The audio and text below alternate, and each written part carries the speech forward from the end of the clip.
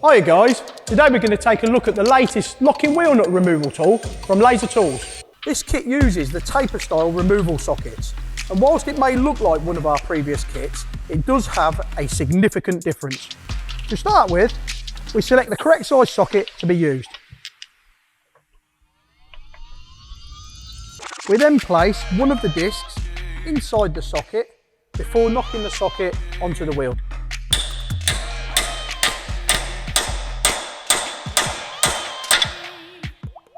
Nice and tight. You can then undo the affected wheel nut or bolt from the vehicle.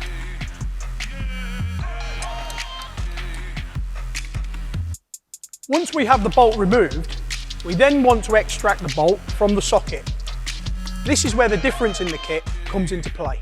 We thread the extractor bolt into the socket and press the wheel bolt out. We'd also remove the collar from the socket should it become detached from the wheel bolt.